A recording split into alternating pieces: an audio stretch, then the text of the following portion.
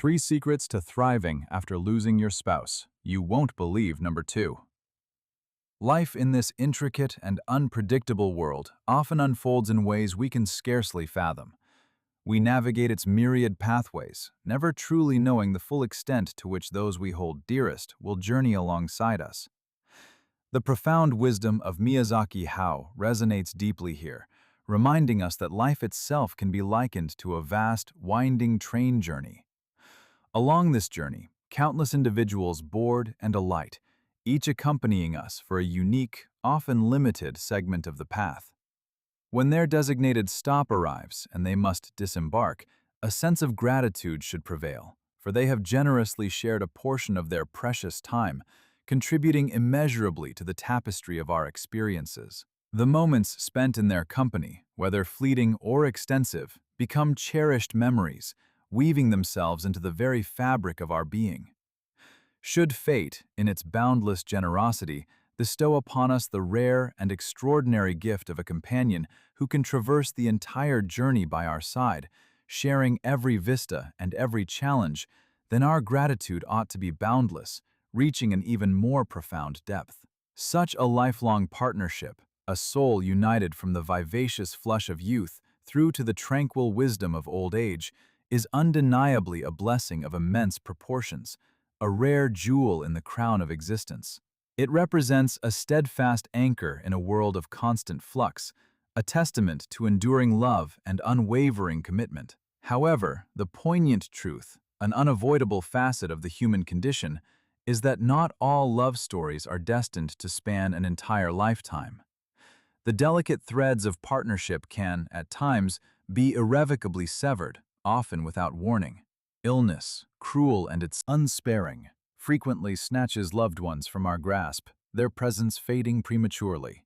Or, equally devastating, the capricious hand of disaster can strike, leaving an indelible void. When a spouse, that cherished anchor of daily life, departs this earthly realm, the home they once shared transforms. It becomes not merely an empty space, but a cavernous echo chamber, reverberating with the silence of absence. Life itself can feel as if it has been stripped of its fundamental support, a pillar removed, leaving one vulnerable and adrift in a sea of desolation. The once familiar routines become painful reminders, each object in the house a silent testament to a life now fragmented. The laughter, the shared glances, the quiet comfort of another's presence, all are replaced by a heavy, suffocating quietude that presses down on the spirit. Yet, even amidst the most profound sorrow, the most lacerating pain that life can inflict, the relentless march of time does not falter. It continues its ceaseless progression, an indifferent force that refuses to halt its momentum for any individual's grief. And, with the same unyielding certainty, the beloved deceased will not, cannot, be restored to life. This immutable reality, though harsh, underpins the critical necessity for the living to find a path forward. When one's spouse passes away, the imperative, though arduous, is clear. One must embark on a journey of self-healing, simultaneously committing to living one's own remaining life with purpose and dignity. It is a dual burden, to mend the shattered pieces of one's heart, while also navigating the ongoing demands of existence. To illuminate this challenging path, 3 wise individuals, seasoned by life's trials and tribulations, have stepped forward to share their deeply personal narratives. Their experiences offer invaluable counsel to middle-aged and elderly friends grappling with similar losses. Their collective wisdom converges on a singular, profound message. If your spouse has departed first, there are 3 crucial things you absolutely must refuse to do. 3 pitfalls to meticulously avoid if you are to successfully cultivate a decent, fulfilling, and comfortable life in your later golden years. Adhering to these principles, they attest, is not merely a suggestion, but a blueprint for transforming potential desolation into a season of quiet contentment and profound grace. The first, and perhaps most challenging refusal, involves the perilous act of immersing oneself in excessive grief for an unduly prolonged period. When a life partner, the individual who has walked beside you for the vast majority of your journey, unexpectedly departs early, the ensuing void is not merely a metaphor, it is a palpable, aching emptiness. Even with the loving solace and companionship of children, the specific, intricate space that belonged solely to that partner remains stubbornly unfilled. It is a unique chamber within the heart, a sacred sanctuary where memories linger, where one is tempted to nostalgically dwell, often unwilling, or perhaps simply unable, to leave its hallowed confines. The initial shock gives way to a crushing weight, a profound sense of disorientation. The world, once vibrant and full of shared meaning, can suddenly appear muted, devoid of its former color and purpose. Every familiar sight, every mundane sound can trigger a fresh wave of sorrow, making it feel as though the very act of existing is an unbearable burden. This is the precipice of profound sorrow, a place where many find themselves teetering, uncertain how to reclaim a semblance of normalcy. 67-year-old Mrs. Misley, her voice carrying the gentle wisdom of resilience, recounted her harrowing journey. "My husband passed away when I was 64, she began, the memory still casting a long shadow even years later. Even now, when I allow myself to recall those initial days, those raw, immediate moments after he left, I find it incredibly difficult to truly accept. It felt surreal, a cruel dream from which I couldn't awaken. During that period, I was nothing short of a walking corpse. My body moved, I performed the rudimentary actions required for survival, but my spirit, my very essence, felt utterly hollowed out. There was no joy, no spark, only a pervasive sense of meaninglessness that permeated every waking moment. The thought recurred with alarming frequency. I might as well follow him. The idea of simply ceasing to be, of escaping the relentless pain, held a dark allure. Nights were particularly brutal. I would often cry myself into an exhausted sleep, only to awaken hours later, unable to find rest. I'd lie awake for entire nights, staring at the expansive double bed, once a haven of shared intimacy, now so starkly empty save for my solitary form. The sheer vastness of that space, once comforting, became a chilling reminder of my profound solitude. It was, I confess, utterly inevitable to feel such an overwhelming tide of sadness. It threatened to consume me whole. Yet even in that abyss of despair, a flicker of light began to emerge from Mrs. Misley. But then, she continued, a faint smile touching her lips, every time I found myself staring blankly at our old photographs, images of us smiling, laughing, utterly happy together, a different thought would invariably surface. Perhaps, I would think, should persist a little longer. A quiet conviction began to form. My husband wouldn't want me to live like this, reduced to a shadow of my former self, drowning in unending sorrow. The truth, stark and irrefutable, began to crystallize. No matter how many tears I shed, no matter how profoundly I grieved, those tears held no power to bring him back to life. His physical presence was gone, irretrievable. The only thing I could control was my own response, my own path forward. So, the realization dawned. To continue living well, to embrace life with a renewed, if altered, sense of purpose, was not just for me, but for him. It was a way to honor his memory, to allow him, wherever he may be in another world, to feel at ease, to know that his beloved wife was not lost to grief. This, I finally understood, was what I should do. This was my new, sacred duty. Misley, through sheer force of will and a profound love that transcended death, had finally, painstakingly, figured it out. Indeed, the separation of life and death stands as one of the most profoundly saddening and universally experienced tragedies in the human experience. It is an immutable law of existence. However, the deceased have made their passage, their journey, complete, while the living, despite their pain, must continue. No matter how exquisitely happy the past was, no matter how sweet and intoxicating the memories that linger, one cannot, and indeed must not, forever dwell in the gilded cage of what once was. To do so is to neglect the vibrant, breathing beauty of the present moment, and to extinguish the fragile yet essential hopes for a future that still holds potential. The crucial lesson, therefore, is to deliberately, consciously learn to look forward.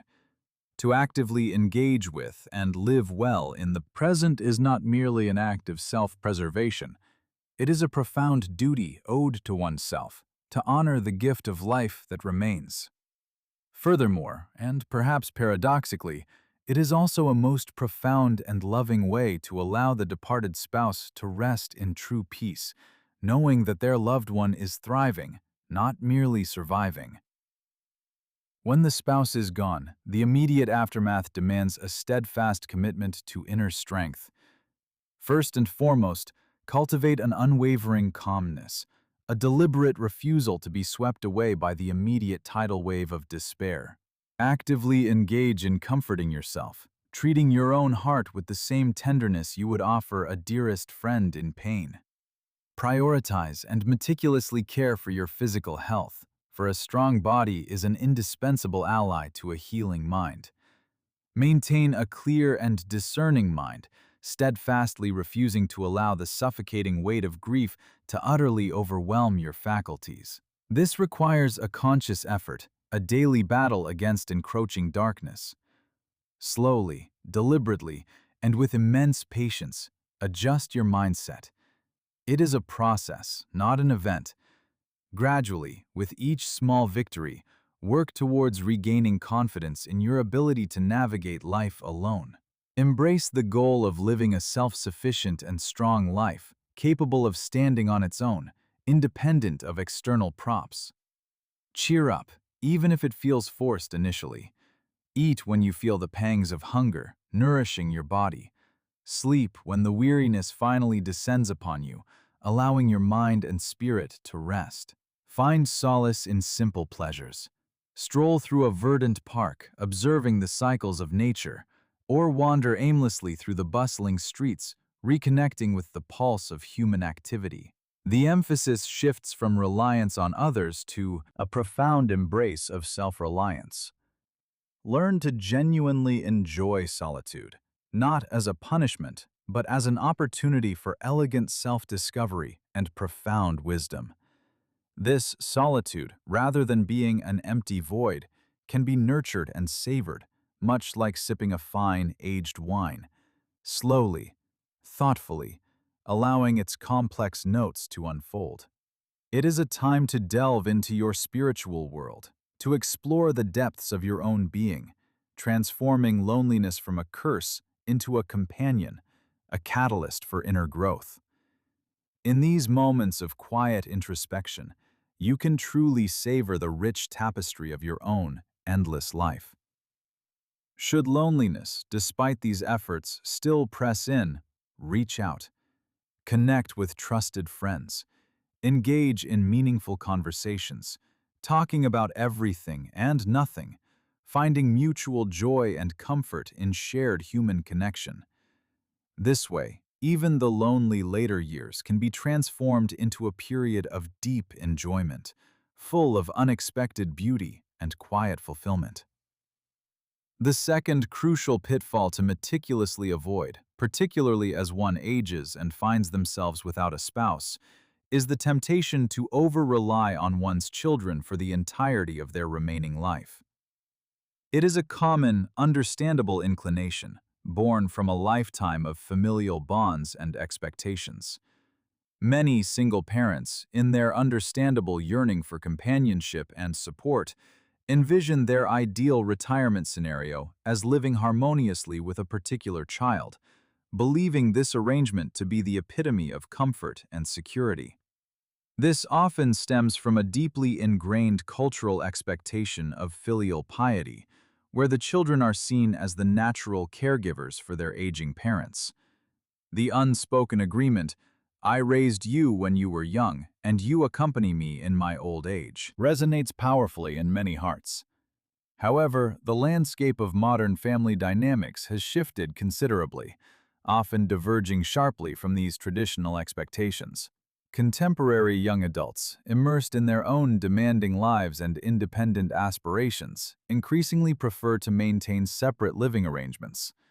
This preference is not necessarily a reflection of a lack of love or filial duty, but rather a complex interplay of differing lifestyles and generational values. The challenges of cohabitation extend far beyond mere differences in living habits. They encompass divergent consumption views, conflicting approaches to child-rearing, and vastly different concepts of personal space and autonomy. The elderly, after losing their spouse, may often express an earnest desire for their children to be constantly present, perhaps even to take them in for an extended period, believing this to be the children's inherent duty. Yet, in their own grief and need, they frequently overlook or underestimate the immense pressures that young people today navigate, the relentless demands of careers, the financial burdens of raising their own families, and the intricate balancing act of modern life, much of which remains unseen and unspoken to their parents. If young people were to focus solely on accompanying their parents with the intensity often desired, they would, in many cases, be compelled to compromise or even sacrifice their own aspirations and the well-being of their immediate families. This creates a delicate and often fraught tension between genuine filial love and the practical realities of contemporary existence. The experience of Mrs. Howe, a resilient 65-year-old, serves as a poignant illustration of these evolving dynamics. "After my spouse passed away," she began, a hint of weariness in her tone, "I lived with my daughter for many years. It felt like the natural course of action, the mutual support between parents and children, a given. I had poured my life into raising her, and it seemed right that she would, in turn, offer companionship in my old age. I never truly contemplated how I would live alone. My husband and I had always assumed we would grow old together, side by side, until a cruel disease snatched him away, leaving me utterly alone and adrift. At that time, my daughter had just given birth to my grandson, and my son-in-law graciously insisted that I should live with them to retire comfortably under their roof. I was immensely grateful for their advice and comfort, seeing my newborn grandson as a precious reincarnation of my departed husband. I poured all my remaining time and energy into him, dedicating myself wholeheartedly to helping with every conceivable household chore at my daughter's place, finding a renewed sense of purpose in caring for this new life. Initially, Mrs. Howe recalled, her daughter and son-in-law would provide her with a small monthly allowance for her living expenses, a gesture she appreciated. "But," she continued, a note of sadness entering her voice, "over time, they gradually stopped. They reasoned that I had my own pension, which was true. As my grandson grew, however, the expenses of a family of 4 inevitably mounted, and my pension alone was simply not enough to comfortably cover everything, especially as I was contributing so much to the household. I tried to mention this to my daughter several times, gently at first, but she always seemed to grow impatient, dismissive even. Occasionally, she would hand me some money, but more often than not, she would simply pretend to forget the conversation entirely. It was a subtle, yet deeply wounding pattern." Beyond the financial strain, inevitable disagreements began to surface, born from differing generational perspectives and personal habits. "Elderly people, myself included, tend to talk a lot," Mrs. Howe conceded with a wry smile. "And living in such close quarters, disagreements were truly inevitable. Sometimes I simply couldn't help but voice my opinion, perhaps a little too directly, criticizing my daughter for her perceived lack of frugality. She would shop online almost daily, spending without what I considered foresight, never saving for a rainy day. Then there were our vastly different approaches to my grandson's education. My daughter and son-in-law were firm believers in letting him develop naturally, allowing him freedom to explore. I, however, held a more traditional view, convinced that children needed discipline and structure from an early age. guidance to instill good habits. Over time, these small clashes created a widening gap between us. The polite and respectful tone they once used towards me began to erode, replaced by a subtle impatience, a less deferential manner that stung deeply. Reflecting on the increasing tension and the slow, painful erosion of her once cherished role within her daughter's household, Mrs. Howe made a difficult but ultimately liberating decision. I realized my presence, though initially welcomed, had slowly become a burden, she explained. They needed my help when my grandson was very young, but now they were more than capable of managing on their own. The subtle shifts in their demeanor, their sighs, the less polite conversations, it all pointed to one truth. So, I chose to return to living alone. When I proposed returning home, they did, of course, express that they would miss me, but their relief was palpable, almost embarrassingly evident. They were happy, even if they tried to mask it. Back in her own home, the initial transition was not without its difficulties. Initially, Mrs. Howe admitted, I felt a profound sense of loneliness. I was idle, no longer consumed by the bustling demands of their household. Life became simple again, perhaps too simple. I felt an emptiness, a profound sense of loss without the constant emotional support I had, perhaps unwisely, come to expect. But after a while, something shifted. I learned to embrace and truly enjoy my solitude. I began to rediscover some of my long-dormant interests. I enrolled in calligraphy and painting classes, pursuits I had always dreamed of but never had the time for.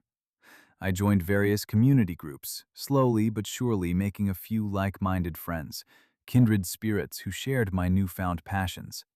My days, once empty, began to fill with purpose and quiet joy. They are now fulfilling, rich with personal meaning. It was then that I truly grasped a profound realization. A life characterized by financial autonomy, abundant leisure, and genuine freedom. This, I understood, was the ideal retirement I had secretly longed for, the one I had unconsciously dreamed of even before my husband's passing.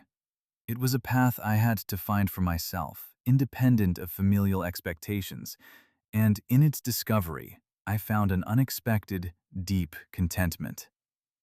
The third critical refusal, one that carries its own unique set of complexities and potential pitfalls, is the impulse to rashly seek out a new romantic partner or to remarry without sufficient contemplation and discernment.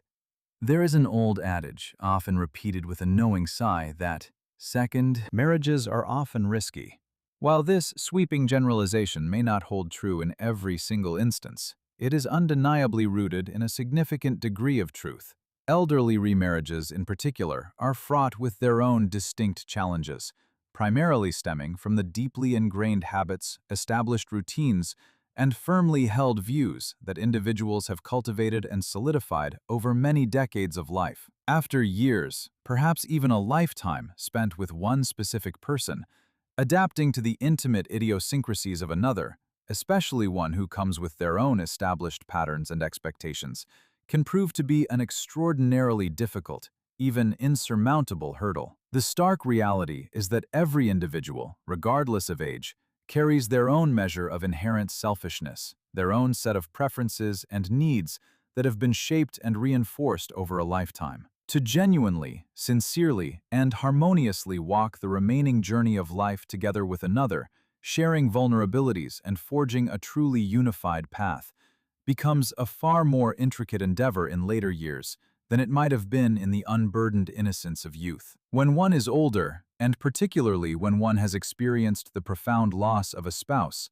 the feelings of loneliness can become acutely painful, and the future, stretching out uncertainly, can appear daunting and filled with an unsettling fear. The natural human yearning for companionship, for mutual support, and for a shared presence to navigate life's complexities is entirely understandable. Finding a like-minded companion for this mutual support is indeed a commendable aspiration. However, it is precisely because of these deep-seated habits and individual quirks that elderly remarriages are inherently imbued with significant risks and multifaceted complications.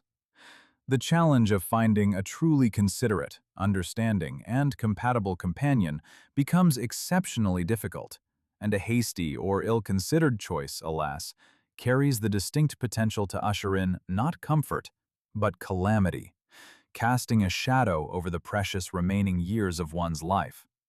The stakes are, in essence, profoundly high. Mrs. Fong, a spirited 62-year-old, bears the heavy imprint of her own arduous experiences, having navigated the turbulent waters of 2 marriages. Her story is a cautionary tale, delivered with a raw honesty born from hard-won wisdom. "My first husband," she began, her voice tinged with lingering sorrow, "died when I was only 53. It was an unimaginable blow. I had retired at 50, full of vibrant dreams and concrete plans. My husband was due to retire shortly after, and we had envisioned a future filled with travel, exploration, and simply making up for all the lost time we had spent focused on careers and raising our family. We had a meticulously planned itinerary, a detailed mental map of the world we intended to see together. But fate, in its cruel capriciousness, intervened with brutal finality. He succumbed to a sudden, devastating illness before he could ever enjoy the fruits of his labor, before we could embark on a single one of our dreamed-of adventures. After his passing, I was engulfed in a deep, suffocating grief that lasted for an unconscionably long time. My son, witnessing my profound depression, became deeply worried, his concern a palpable weight. He constantly urged me to come and live with him, to find solace under his roof. But I, ever mindful of not being a burden, steadfastly refused, knowing full well how busy he and his young family were with their own demanding lives. He then suggested enrolling me in a senior travel group, hoping to inject some much-needed cheer and diversion into my desolate existence. Again, I declined, not wanting to impose or cause him any extra trouble. Instead, I took matters into my own hands, enrolling myself in a dance and poetry recitation class, hoping to find some form of gentle solace and creative outlet independently. It was within the welcoming, albeit somewhat formal, confines of this dance class that Mrs. Fong first encountered Mr. Liu. Initially, she recounted, we were merely acquaintances, 2 individuals sharing a common interest in movement and verse. But then, one rather unfortunate day, I misjudged a step going down the stairs and badly sprained my ankle. The pain was immediate and incapacitating. Without a moment's hesitation, Mr. Liu was there, a pillar of unexpected support. He immediately helped me to the hospital, his presence a comforting anchor in my sudden distress. For the next few days, as I was confined to my home, unable to attend the class, he came over daily, meticulously caring for me, ensuring my comfort, offering a quiet, steady presence. His consistent kindness, his thoughtful gestures, slowly but surely began to melt the ice around my heart, and gradually we grew closer, a bond forming in the crucible of shared vulnerability. Just 2 months later, Mr. Liu, emboldened by their burgeoning connection, proposed. He said he liked me, Mrs. Fong remembered, a flicker of that initial hope returning to her eyes, and that he wanted us to live together, to offer each other mutual support in our golden years. I was, naturally, incredibly happy, but a cautious voice within me, perhaps echoing the wisdom of my late husband, prevented me from agreeing immediately. I told him I needed to discuss it with my son first, to seek his counsel. My son, bless his pragmatic heart, didn't oppose the idea outright. Instead, he wisely suggested that we meet Mr. Liu's family to gain a better understanding of their dynamics and character. Mr. Liu readily agreed to this reasonable request. That very night, both families gathered for dinner, a hopeful, if slightly awkward occasion. Afterward, my son, with a gentle yet firm tone, advised me to observe Mr. Liu and his family more closely, to not rush into such a monumental decision.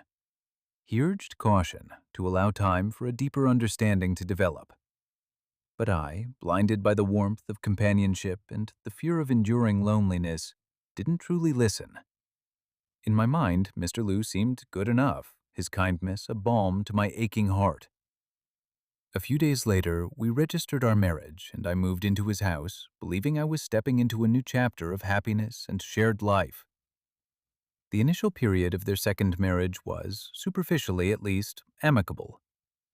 We got along well enough at first, Mrs. Fong admitted, though I quickly found myself shouldering the entirety of the housework. But I didn't mind. I had always done it before, so it felt like a natural continuation of my life's rhythm.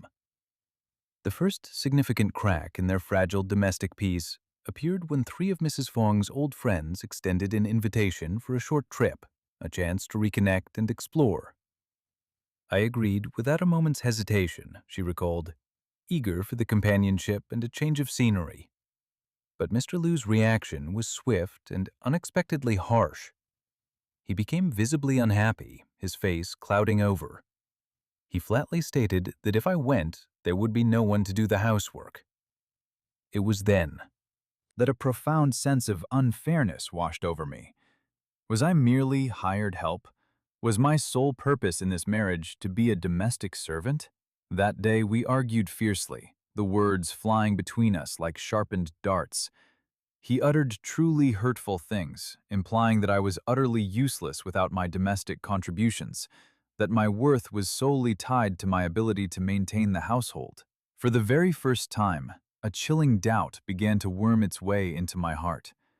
I questioned the very foundation of this marriage, realizing with a sickening lurch that it might be a profound mistake. Upon her return from the trip, the simmering tensions rapidly escalated, quickly devolving into an unbearable situation. Things got demonstrably worse, Mrs. Fong recounted, a shudder passing through her.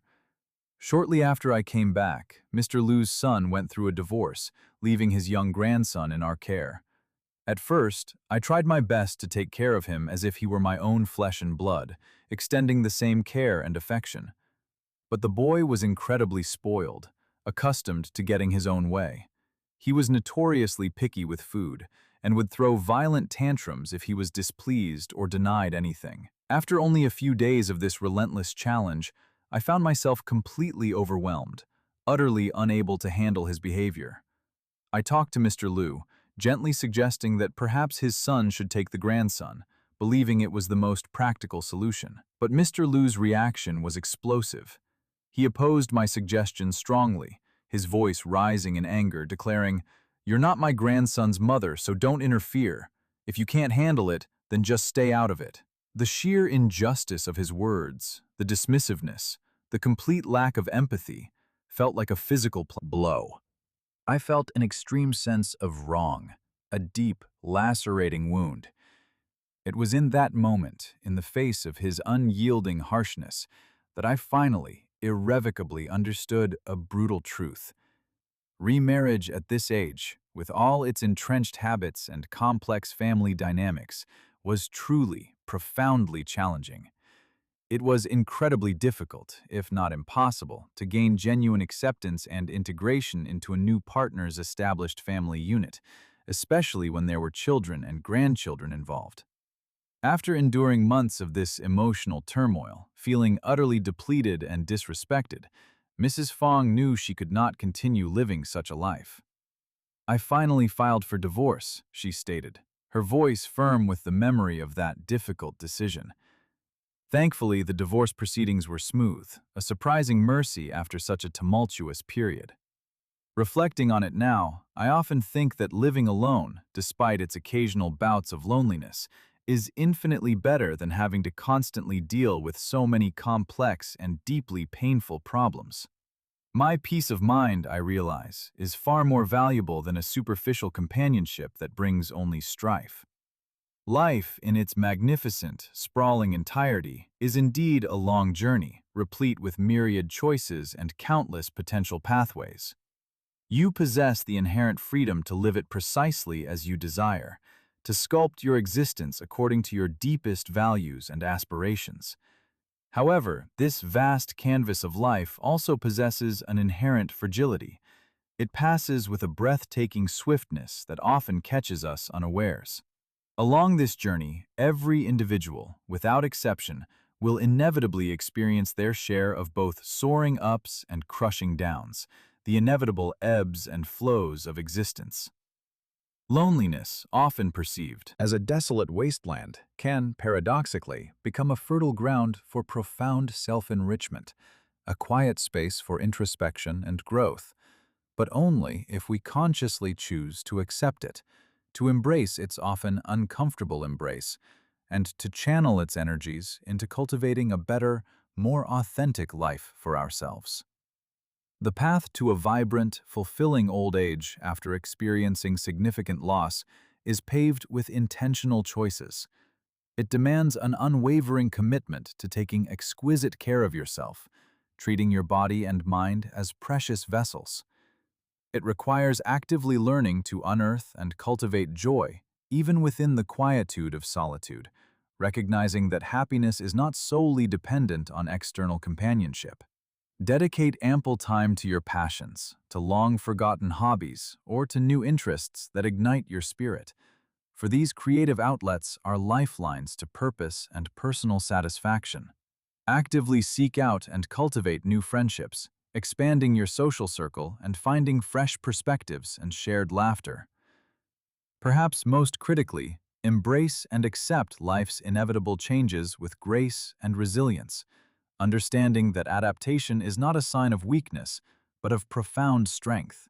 By steadfastly refusing to succumb to the corrosive grip of excessive grief, by consciously avoiding an over-reliance on your children that can burden both generations, and by exercising judicious discernment before rushing into a potentially complicated new partnership, you lay the solid foundation for a rich, vibrant, and deeply fulfilling old age. These are the secrets, not to avoiding loss, but to transforming it into an unexpected catalyst for a life lived fully, gracefully, and with profound personal contentment.